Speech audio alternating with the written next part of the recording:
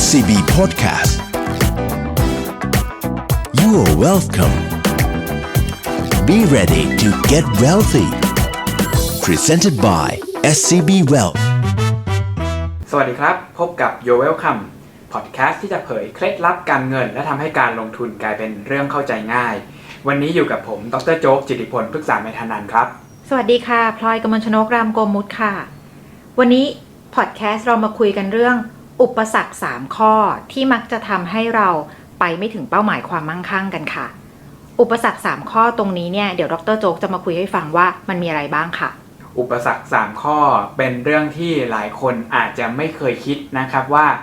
มันมีแค่3ข้อเองเหรอในความเป็นจริงเนี่ยผมเชื่อว่ามันอาจจะมีมากกว่านั้นนะครับแต่ว่าเราเรียงมาให้ง่ายๆก่อนว่าถ้าเราสามารถแก้3ข้อนี้ได้แล้วโอกาสที่เราจะประสบความสำเร็จเนี่ยมีความเป็นไปได้สูงมากในด้านการเงินนะครับผมขอเรียก3ข้อนี้ว่าอุปสรรค3อแรกเนี่ยผมต้องยกเลยบอกว่าใช้คำว่าอนุรักษ์นิยมหรือ conservatism นะครับความอนุรักษ์นิยมเนี่ยเป็นจุดอ่อนที่ทำให้เรามักจะไม่ประสบความสำเร็จในการลงทุนครับความอนุรักษ์นิยมเนี่ยถ้าแปลไทยเป็นไทยเนี่ยมันก็พูดว่ามีได้2แง่มันมีเส้นบางๆระหว่างคำว่า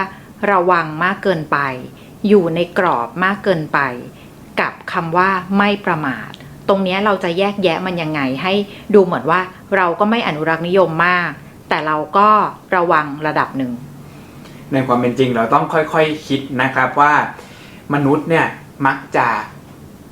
มีความเสียใจกับสิ่งที่ตัวเองทำลงไปนะครับตรงนี้มันทำให้เราเกิดความอนุรักษ์นิยมตรงนี้มันทำให้เราเกิดความอนุรักษ์นิยมเกิดขึ้นด้วยตัวเองปัญหาของนักลงทุนก็คือ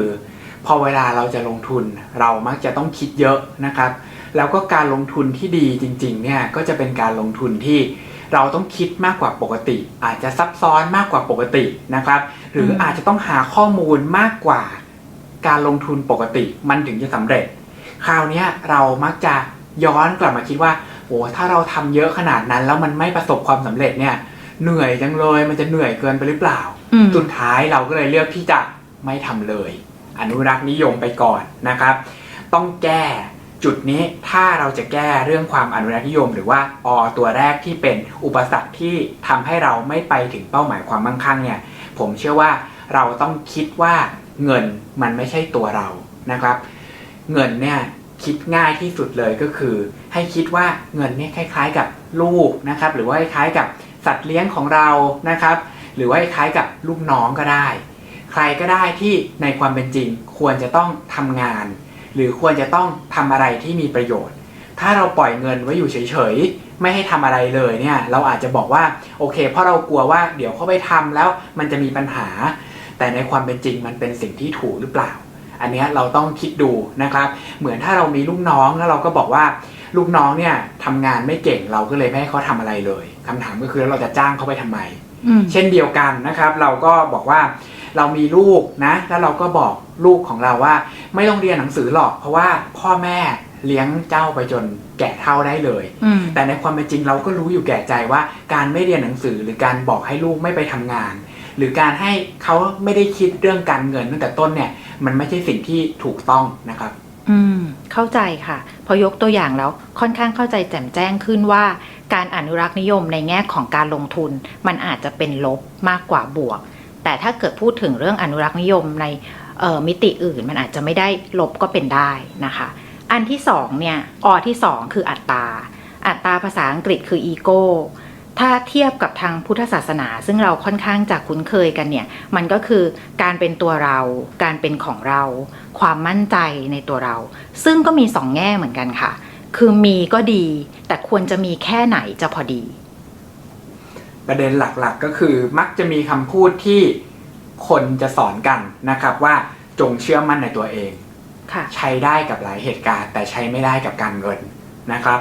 ต้องบอกเลยว่าพอเวลาเราเป็นนักลงทุนเนี่ยถ้าถามนักลงทุน100คนว่าคิดว่าคุณลงทุนเก่งกว่าคนกี่คนในตลาดคุณพลอยคิดว่าคุณพลอยจะตอบว่าคุณพลอยลงทุนเก่งกว่ากี่เปอร์เซ็นต์ของตลาดครับโหอันนี้แทบไม่กล้าตอบเลยค่ะเพราะเป็นคนที่ไม่มีอัตราเรื่องการลงทุนอย่างแรง เชื่อไหมครับว่าเขาไปถามนักลงทุนเป็นพันคนนะครับในหลายๆประเทศส่วนใหญ่เนี่ยจะตอบว่าคิดว่าตัวเองเก่งกว่านักลงทุนคนอื่นแล้วก็น่าจะมีความสามารถสูงกว่า 60% ของนักลงทุนทั่วไปแสดงว่านักลงทุนมืออาชีพส่วนใหญ่มีอัตรานั่นเองซึ่งคนกลุ่มนั้นเนี่ยเป็นนักลงทุนรายย่อยในความเป็นจริงมีความเป็นไปได้น้อยมากที่นักลงทุนรายย่อยเนี่ยจะเก่งกว่ากันเองข้อ2ก็คือมีความเป็นไปได้น้อยมากที่นักลงทุนรายย่อยเนี่ยจะสามารถลงทุนเก่งกว่านักลงทุนสถาบันถูกต้องไหมครับเพราะฉะนั้นในความเป็นจริงถ้าเราวัด population หรือว่าประชากรของนักลงทุนจริงๆเนี่ยต้องบอกว่านักลงทุนรายย่อยปกติอย่างเราเนี่ยก็น่าจะแค่มีความสามารถสูงกว่านักลงทุนคนอื่นเนี่ยสักประมาณ 30-40% เท่านั้นแหละซึ่งตรงนี้มันทำให้เรากล้าที่จะลงทุนมากเกินไปแล้วพอเวลาที่อัตราของเราสูงเนี่ยเราก็มักจะเลือกฟังหรือว่าเลือกที่จะเสพข้อมูลที่สนับสนุนความคิดของเรานะครับซึ่งในการลงทุนเนี่ยต้องบอกว่าเป็นความเสี่ยงมากกว่าโอกาสเข้าใจแล้วมันเหมือนกับเวลาเราคิดอะไรอยู่มั่นใจอะไรอยู่เราก็จะเลือกฟังในสิ่งที่เราอยากจะฟังเหมือนเวลาเราไปถามเพื่อนว่าเห็นอย่างนั้นดีไหมถ้าเพื่อนคนไหนตอบว่าไม่ใช่เราก็จะไม่เก็บเข้ามาคิดแต่เราก็จะวิ่งไปถามต่อจนได้คำตอบที่เราต้องการถูกต้องก็อาจจะดีกับบางเรื่องแต่ว่าไม่ดีกับการลงทุนแน่นอนนะครับวิธีทางแก้ก็คือต้องคุยกับคนอื่นมากขึ้นพยายามลดอัตราของตัวเองนะครับแล้วก็พยายามหาคนที่คิดตรงข้ามแต่ตรงข้ามในที่นี้ไม่ได้หมายความว่าต้องมาคิดบอกว่าการลงทุนของเรามันผิดแต่พยายามหาการลงทุนที่ดีกว่าในลักษณะที่ใกล้เคียงกันมานำเสนอเพื่อให้เราเห็นเหตุผลที่ชัดเจนว่าการลงทุนของเรามันมีเหตุผลที่ถูกต้องสนับสนุนอยู่หรือเปล่าหรือว่าจริงๆมันเป็นสิ่งที่เราคิดเข้าข้างตัวเองอยู่ครับเข้าใจละงั้นเรามากันที่สุดท้ายสุดท้ายเนี่ยคือคือเรามีความสนใจในสิ่งนั้นมากๆนี่คือเป็นเหมือนกับศัพท์แสลงก็ได้ค่ะเราในเรื่องนั้นๆมากเหมือนกับสมมุติว่าคนนึงเรื่องนาฬิกามากๆอีกคนนึงเรื่องหุ้นมากๆอีกคนนึงเรื่องบอนด์มากๆอย่างนี้ค่ะถูกต้องครับพอเวลาเรามีความหรือว่าเราให้ attention กับบางอย่างมากเกินไปมันมีทั้งข้อดีและมันก็มีทั้งข้อเสียแต่ในการลงทุนส่วนใหญ่มักจะเป็นข้อเสียแล้วก็มักจะเป็นอุปสรรคที่ทำให้เราไม่สามารถรักษาความมั่งคั่งของเราเองได้ผมว่ามีอย่างหนึ่งที่คล้ายกับการลงทุนมากๆก็คือการเดินทางที่เราพูดมาในหลายเอพิโซดนะครับมีอยู่ตัวอย่างหนึ่งที่ผมอยากจะลองยกแล้วก็ลองถามคุณพลอยดูนะครับว่าเราก็เคยเดินทางคุณพลอยก็ขับรถนะครับค่ะเรามักจะเคยได้ยินบ่อยๆว่าการขับรถเนี่ยมันมีโอกาสที่จะเกิดอุบัติเหตุได้ใช่แต่สาเหตุในการเกิดอุบัติเหตุเนี่ยเอาในประเทศไทยก็พอนะครับคิดว่าเกิดจากสาเหตุไหนบ้างผมให้4ข้อนะครับข้อแรกก็คือขับรถเร็วนะครับข้อ2ก็คือมีคนมาปาดหน้าเราหรือว่าคันหน้าหยุดเร็วเกินไปเราก็เลยชนข้อ3คือหลับในข้อ4คือเมาแล้วขับขอตอบเมาแล้วขับพลอยคิดว่าเมาแล้วขับคือสาเหตุของอุบัติเหตุที่มากที่สุดไม่น่าเชื่อนะครับตามสถิติของกรมการขนส่งทางบกเนี่ยเขาบอกว่า 50% เกิดจากขับรถเร็วและแค่ประมาณ 5% เท่านั้นเองที่อุบัติเหตุเกิดจากเมาแล้วขับแล้วทำไมเราถึงไปคิดกันว่าเมาแล้วขับเป็นสาเหตุหลักเพราะว่าส่วนใหญ่เรามักจะได้ข้อมูลเรื่องการเมาแล้วขับเราอินกับมันเราก็จะรู้สึกว่า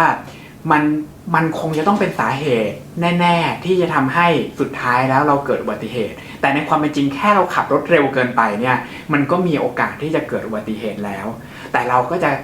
มองการลงทุนผิดหรือว่าอาจจะมองเหตุผลในการลงทุนที่ผิดไปด้วยถ้าเกิดเรารับข้อมูลมากเกินไปนะครับอย่างเช่นง่ายที่สุดเลยก็คือว่าถ้าเกิดเรารับข้อมูลเยอะนะครับเราเห็นหุ้นปรับตัวขึ้นลงทุกวันเราก็อาจจะกลัวการลงทุนมากเกินไป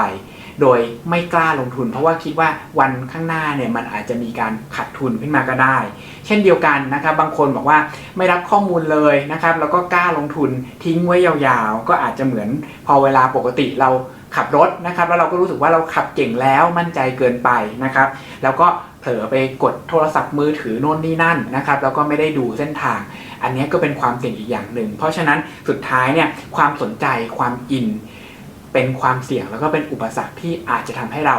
ไม่ไปถึงเป้าหมายของการสร้างความมั่งคั่งได้ครับงั้นวันนี้เรามาสรุปพอดแคสต์ของเราวันนี้ค่ะ อุปสรรคเรื่องที่ทำให้เราไปไม่ถึงความมั่งคั่งมีหลักๆ3ข้อนะคะแรกคือความอนุรักษ์นิยมที่2คืออัตราของตัวเราคือความมั่นใจนะคะที่3คือความที่เราอินกับอะไรอย่างใดอย่างหนึ่งมากเกินไปค่ะใช่เพราะฉะนั้นนักลงทุนทุกคนเนี่ยก่อนที่จะลงทุนนะครับหรือว่าพยายามที่จะเก็บสะสมความมั่งคั่งของตัวเองพยายามคิดดูให้ดีนะครับว่าเรามี3 นี้หรือเปล่าในการลงทุนของเราถ้าเรามีก็พยายามแก้ไขเพราะถ้าเราสามารถแก้อุปสรรคทั้ง3ข้อนี้ได้การรักษาความมั่งคั่งไม่ใช่เรื่องยากแน่นอนครับแล้วก็อย่าลืมกดติดตามพอดแคสต์ Your Welcome เพื่อจะได้ไม่พลาดเคล็ดลับทางการเงินและการลงทุนที่สามารถนำไปปรับใช้ง่ายๆแบบนี้กันครับสวัสดีค่ะสวัสดีครับ SCB Podcast You are welcome Be ready to get wealthy